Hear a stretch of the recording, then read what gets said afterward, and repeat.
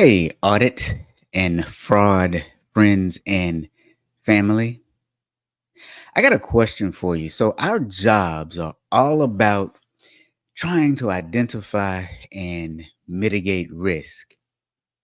But what if you really want some adventure too? What if you want to go skydiving? How do you mitigate that risk?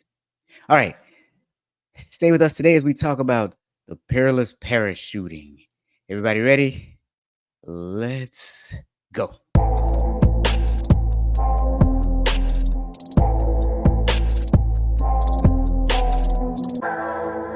Welcome to the Friday Fraudster podcast. Join them as they discuss sad, funny, and sometimes disturbing fraud stories. Be sure to catch past episodes on your favorite podcasting platform or go to www.fridayfraudster.com.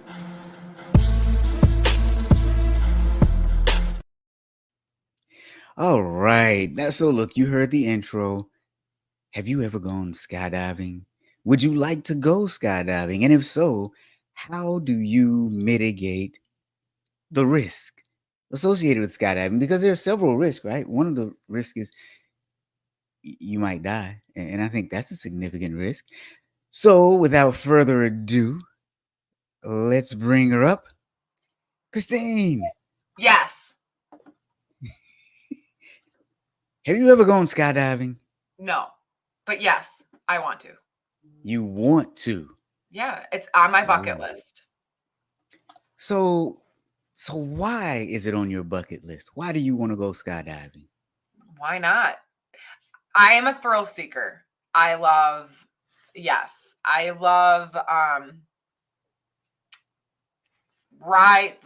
rides at amusement park rides. I love those. I tend to not do the pop-up carnival rides though. I had one incident with my daughter. I thought she was going to fly out. Kind of scared us both. So I don't do those anymore. But no, I mean, why not? Yeah. You know, those pop-up ones. Go ahead. Say again. Go ahead.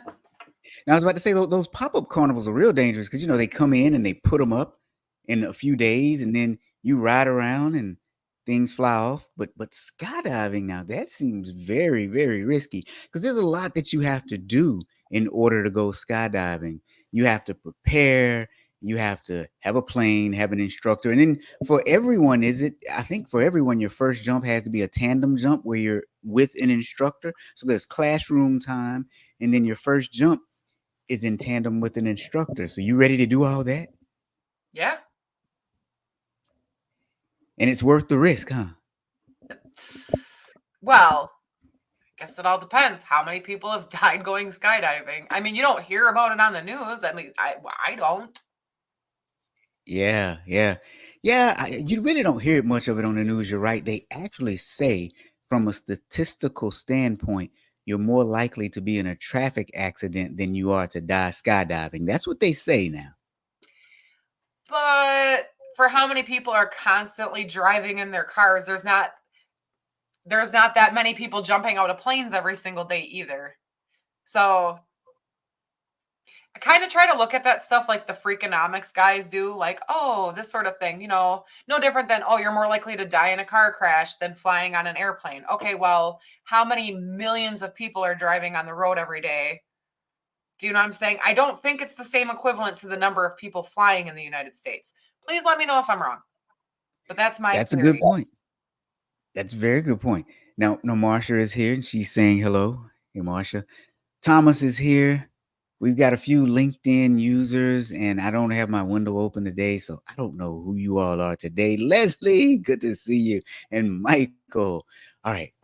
So today we're talking about parachuting, and Christine just disclosed to us that taking the dive is on her bucket list. Why not? For anyone else, is it on your bucket list? Thomas, is it on your bucket list? Michael, Leslie, is it on your bucket list? Now, Brent is bringing up a good point. He said, learn to fly. It's more fun, or at least it was many, many years ago. So, true confession here. learning to fly actually is on my bucket list. Um, I would love to. So we'll see. But with most things, it requires you to have a really good instructor. You have to go through a lot of training, and then you kind of do some practicing beforehand. You have the simulators where you can do simulate what it's like falling out of a plane, right? And so you would hope and pray that your instructor is actually certified. I mean, wouldn't that make sense? I mean, yeah. Because I know I'm not packing the parachute. Like, I can't even fold a fitted sheet. There's no way I'm packing a parachute or a backup. So I would hope, yeah. I mean, it's these people make their living off of it. And another thing I'm sitting here thinking of, I'm going tandem. I'm never gonna do enough where I do it myself. So I'm going tandem. I'm sure that person doesn't want to die either. You know what I'm saying? Mm. Like, it's not just my life. So maybe that's why I'm like, that's my mitigating risk. I have a professional there doing it with me, that if it fails, the outcome, it's not just me, it's them. That's my Yeah, mitigating risk reasoning there. Mhm. that makes sense to me. I mean, but how would you verify that your instructor actually is right? But before you answer that, Clarence is joining us from LinkedIn. My man, he said, I meant from YouTube. He said LinkedIn is messing up again. And Marsha says that bucket bottom would fall out. So no skydiving for Marsha. But Thomas says he's always wanted to, but but he's too cheap to do it. It's expensive. It's expensive. I mean, one of my friends did it. One of the people that I used to work with, and we're still friends to this day, she said it's the most money she spent in 60 seconds. She did. Ah. So yeah, so how would you validate and verify that your instructor was actually certified, that he or she was who he or she said that they were? I would hope that their certifications probably would be hanging on a wall in their building with their names on it, showing that they're certified. Kind of like your, what is it, health food code rating that they have in New York. Like, I would hope, or I would probably do my research, see what places around here offer it, see what kind of rules they have, making sure, like, weather conditions, stuff that makes sense, that I would sit here and go, okay, these people know what they're doing. Unless there's a way I can search for licensing, which I don't know if there is. Oh, now Michael says he would want to see them operate with his own eyes. You want to make sure watch them first come out of the plane, and then you make sure. And then Marsha said, isn't there an association for parachuting practitioners? Well, isn't that the $1 million question? Marsha wins the award for the $1 million question of the day. Ooh, side effects. I like it. Yes, there is an association for parachuting professionals.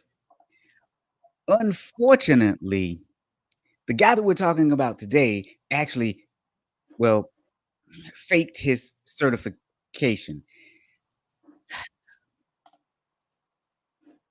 So let's talk about it.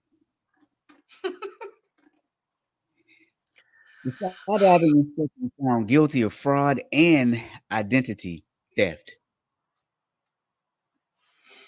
Mhm. He said that he was a certified instructor. However, he forged the signature of other instructors, specifically one instructor who was out of town, when his license became revoked. What do you think, Christine? When you first sent this to me, I was kind of sitting here going, how? Like, how do you get charged with this as in skydiving? Because I'm guessing it's your business. But then I read the article and then I was like, oh, yeah, I guess you can. If there's a will, there's a way. Yeah, I mean, you're true. I could go in there and they could have certifications lining the wall side to side. I don't know if they're real. Yeah. So our guy worked at a parachute center and he portrayed himself to be a certified instructor and he charged $1,100 to train other people on how to skydive. Now, let me ask Christine, did you see where was he charging them for a thrill ride or was he charging them to become a certified instructor? Because I got the impression he was charging them to become certified instructors or charging them to get enough hours to where they could go solo, but I couldn't really discern which one. I was getting it was $1,100 for the courses where they could do the tandem and take first time jumpers into the sky. So the first time you do go parachuting, like you don't have to take any classes before that. You just go tandem with somebody who's had enough hours. Like you can't do tandem until you've done so many jumps on your own. And then I think there is different certifications. So like you can be certified to be a tandem skydive instructor. So like you could take somebody with you, but then there's also other certifications for you to be able to pack a parachute. Because they reuse the parachutes, of course. Yeah. But those are separate certifications from my understanding that you have Yeah, to that's get. what I gathered. So what he did was he used the digital image of another instructor's signature who was actually out of the country. And so he also falsified the certifications that he handed out to students by replicating the signature. And that allowed him to, well, certify instructors without proper credentials, is what one of the articles said. But then another one made it sound like he was just helping them get the hours so they could go in tandem. Now, Marsha says, oh dear, that is high flying fraud. But it gets worse, my friends. It gets worse.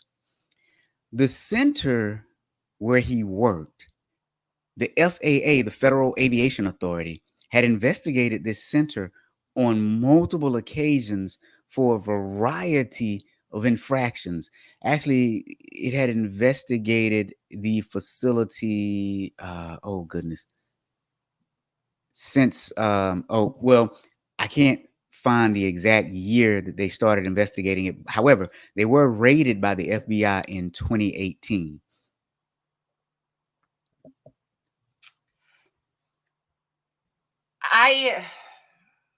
The whole FAA investigations on this, the USPA, so the United States Parachute Association. I guess I didn't realize how regulated yet unregulated this was. Yeah, so let me add some additional context to what Christine is saying here. So the FAA found numerous safety concerns and violations at the parachute center, including inadequate inspections, inadequate maintenance logs, maintenance issues, and pilot misconduct. They also received complaints about alcohol consumption by pilots and other unsafe practices. Now, here's the downside. They're saying that the FAA's focus for their reviews remained on equipment inspections and pilot qualifications rather than some of the other things like the alcohol consumption and the other unsafe practices. Which I can kind of understand. Because, I mean, technically, once you jump out of the plane, are you really flying anymore or are you falling? I mean, in all actuality, right? But the pilot still has to land the plane, though. Right, but there's not going to be the people on it anymore. So I guess that's my thing. Oh, Is so you're that why? Yeah, is that why the FFA is like, okay, well, when this happens, we're looking at, was there any malfunction of the equipment? Was the pilot okay? Like all of this stuff, But for them, they're like, Okay, how are we going to start regulating skydiving instructors? Does that really fall under us because they're not flying, they're falling? I don't know. Yeah, but I would imagine that the Federal Aviation Authority would be focused on anything aviation related. True. True. Oh, yep. Brent hits it. 8 hours bottle to throttle is the rule, although 24 hours is the rule of thumb. Yeah. Yeah. Okay. So, with all of that said, there have been some incidents at this facility Mm-hmm. or involving this facility. They had been the site of at least 28 fatalities since 1985. 28 fatalities So I'm going to contributed. challenge that. 28 that they've counted because they asked the guy there how many, and he couldn't tell you. He goes, I don't know. You don't know? Yep. Yeah. I guess it's something that they don't keep track of, especially if they may or may not be required to keep track of it. But I would have a record of how many fatalities were due to uh, um, people coming to my facility for services. I tried to say that without placing blame, right? Because you never know. Every fatality may not have been because of negligence.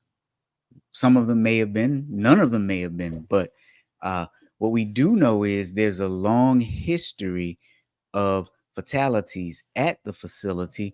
I mean, 28 since 1985. So in 2010 and 2011, the FAA fined the facility $933,000 based on some of the investigations that they did regarding the equipment and the records and all of that good stuff.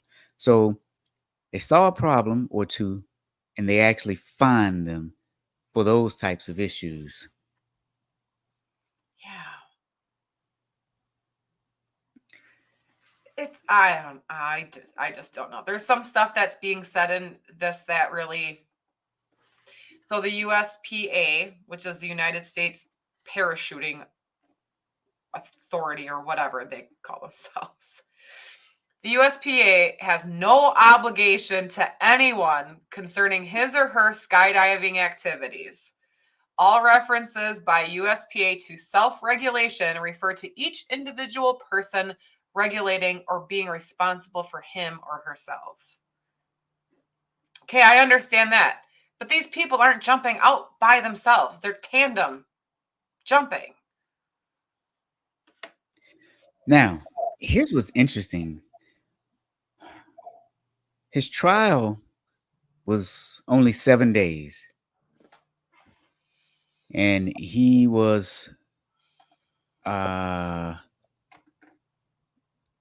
was found guilty, and he'll be sentenced in August. But one of the individuals that died was a 25-year-old Korean man, and he died while harnessed in tandem with another first-time jumper in August of 2016. So one of the instructors that this man certified was in a first-time tandem jump with someone else. So he was kind of certifying instructors, right? Mm-hmm. The chute did not successfully open. The reserve chute nor the main chute. Now, when you parachute, there are two chutes. There's a main chute, then there's a reserve chute.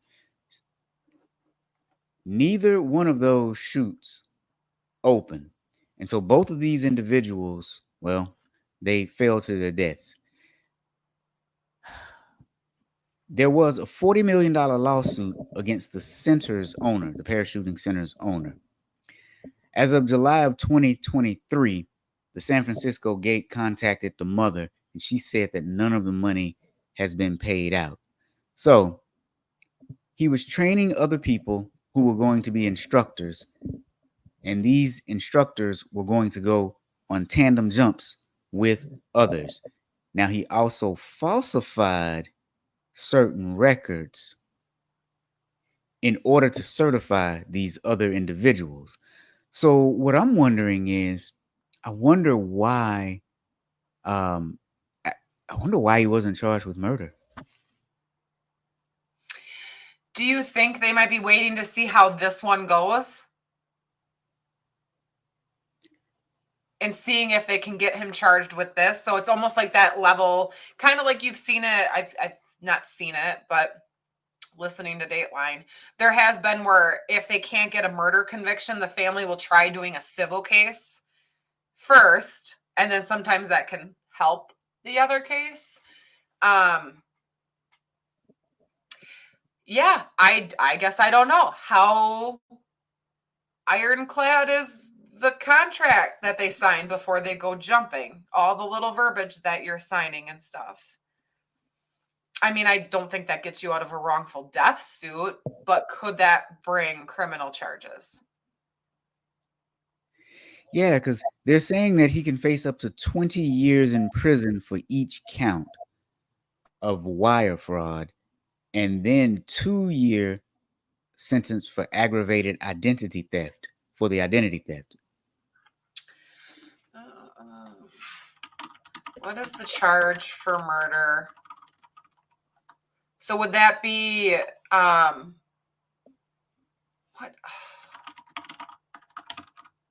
Trying to think of what it would be called. So it's not like murder 1, murder 2. Oh, you mean manslaughter? Yes. I think they'd probably be able to get it with manslaughter, because isn't manslaughter like a decision that you made caused this person's death? Uh, you know, you bring up an excellent point. Yeah, because manslaughter is the unlawful killing of another person without malice. So that's a very good point. So here's where it gets even more interesting. Shortly before the two deaths that I just told you about that happened in 2016, the USPA, the Parachuting Association, they reviewed 140 instructors who had been trained at that particular location, and it resulted in the suspension of 12 other instructors' certifications. Yeah. No, I looked it up. I think they could charge him with involuntary manslaughter. That's what I was thinking too. Yeah, it do so as an unintended part of an illegal act. So he wasn't intending to kill anybody, but he was doing something illegal that led to somebody dying. Yeah. Well, I'm So could they wondering get if more more. on that for the I'm instructors? wondering if. Yeah, I'm wondering if more are coming, more charges against other people because um apparently the USPA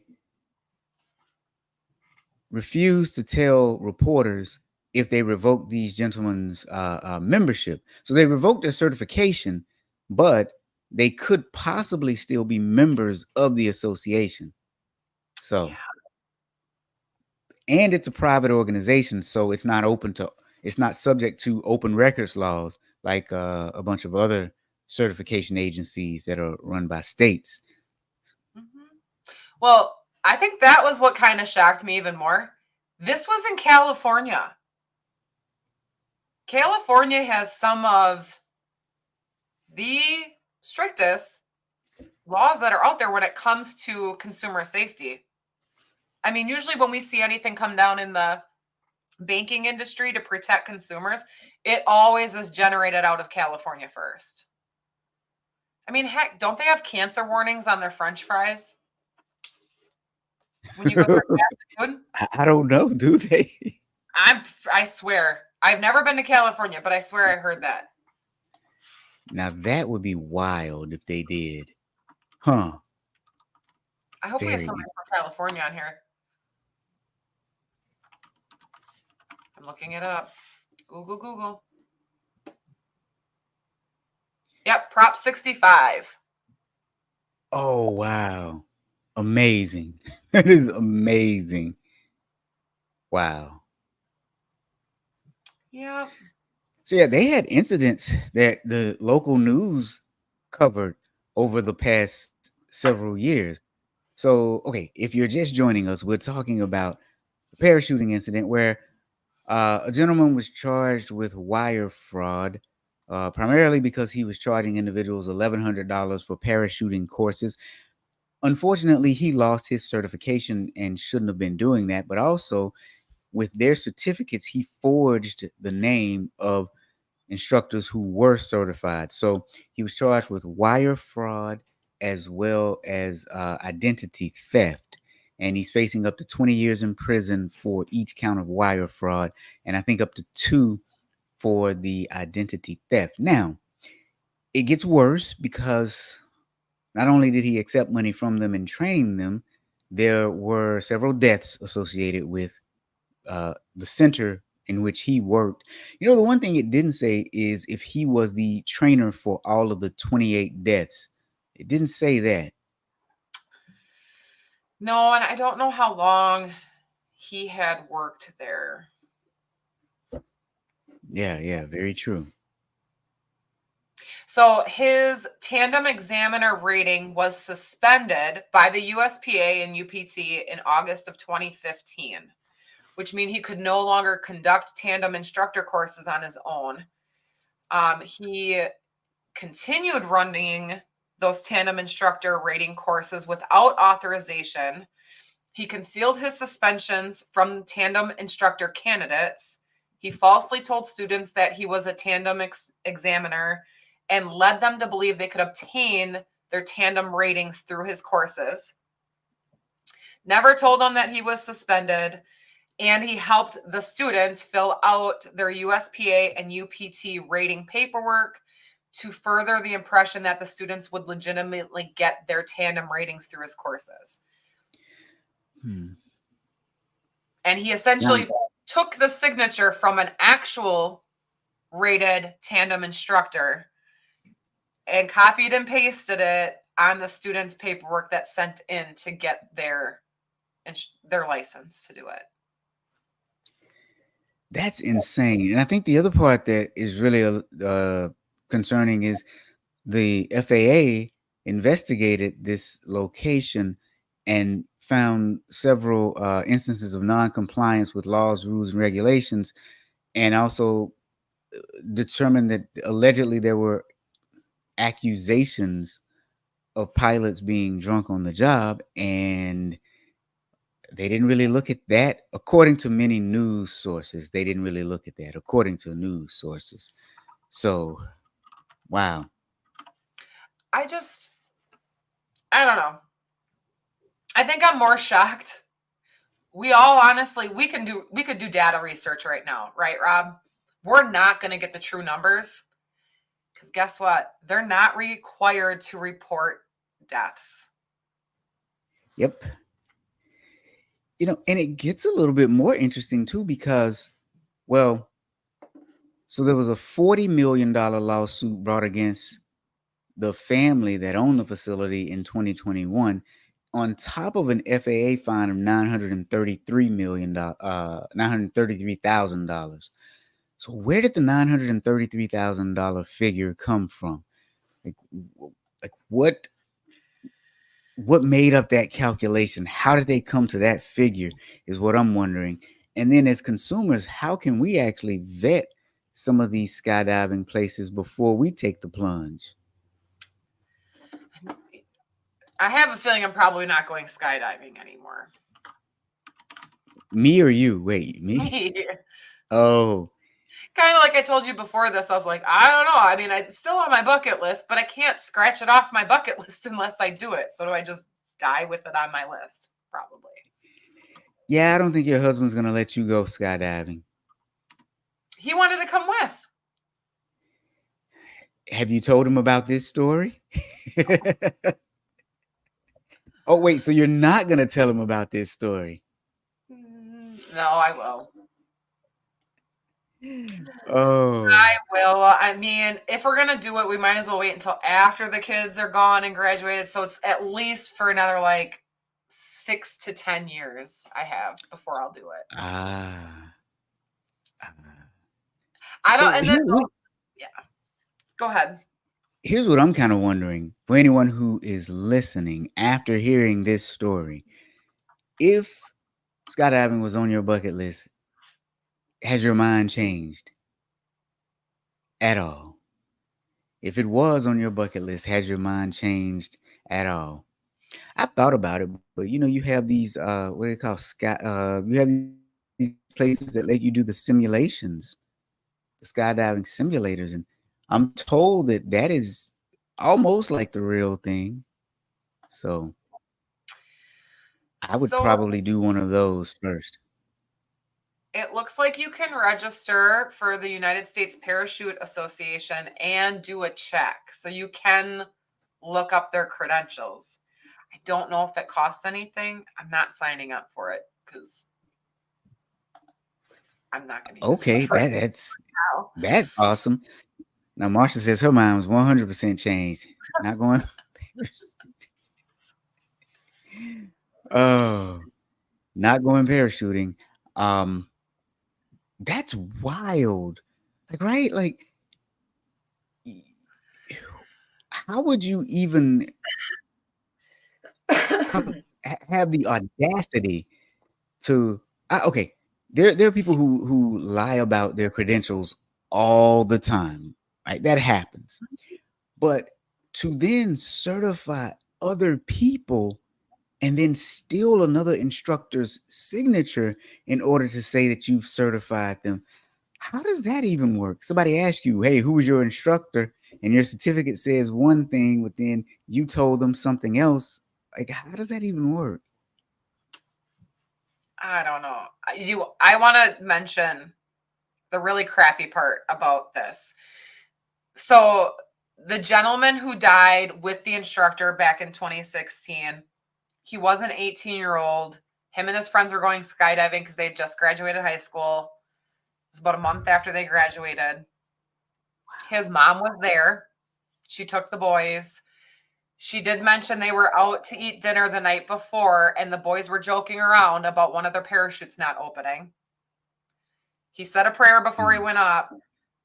I don't know how this mom kept her cool. She was left bewildered and angry after that had happened. The planes just kept going up, loaded with skydivers. The gentleman who owned the company told the TV news station, "We didn't stop. We didn't stop because we don't like the guy. We didn't stop because we weren't interested in the guy. We didn't stop because life goes on." Who does not shut down their business after somebody just died? Like, that's zero compassion. That tells me you don't care.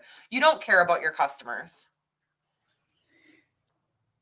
Wow, that may have contributed to some to that $933 million. I mean, $1,000. It just probably has to be a long list of fines for everything that they had wrong there. I'm guessing. Or was that from the FBI? Yeah, I get it confused myself now because they got fined quite a few times. Now, Thomas is saying his son loved the simulated skydiving.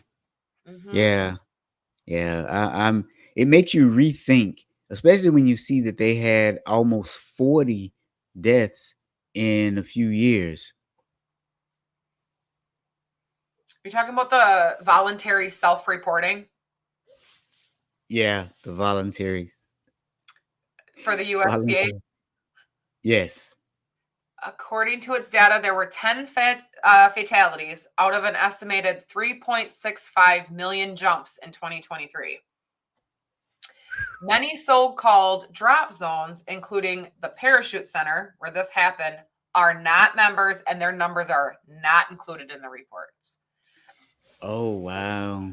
So I guess is that what you do? If you want to go, you sign up for that USPA site and look for somebody. But that's the other thing. Your local place could be a part of it and have 0 deaths. They just didn't report them. Yep. So I think that's it. Is this the one industry that maybe we really should have a little bit more regulation on? I would think so. I mean, we're dealing with people's lives here. This is a very interesting one. All right, all right, all right. I feel like the person who cuts my hair probably has to have more education and schooling and licensing You might be requirements. right. Yeah. Yeah. And these people are jumping out of planes. Speaking of planes, I saw another story recently where a father was teaching his son how to fly, but unfortunately, the father was drinking at the same time. And the son Oh, was a young boy. I mean, like under 18, like maybe even under 16. And the father was drinking alcohol, filming himself. I guess he was doing it live because it's on social media, and they ended up crashing and did not make it home for dinner. But in today's case, this gentleman was defrauding people by giving them fraudulent certificates and collecting money from them. He took someone else's identity in order to give them certificates that they more than likely did not earn. But wait a minute. Here's the other thought. Now, if you're a facility, even though you're a private company, wouldn't you at least go through annually and look at your instructors and see if they are still certified? Because I mean that leaves you open for liability. But if you do your due diligence, you would have caught him and no longer employed him. right. Yeah, Yeah. I'm looking at the deaths that they have listed on their little map. A lot of these are like single people that are jumping. Oh, now that's interesting.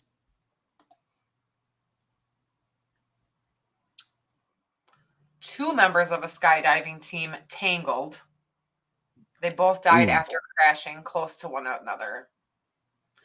Okay, so maybe I might not be skydiving. well, I think the chances of something happening is very small. However, if something does happen, it's potentially big. And that's the risk. And that's a risk that we have to learn how to manage? I know. There's a couple of these roads by where it's happened that I'm sitting here going, could you imagine living in those neighborhoods? Yeah. This is a 15-year-old in 1993 went skydiving. Boy, that's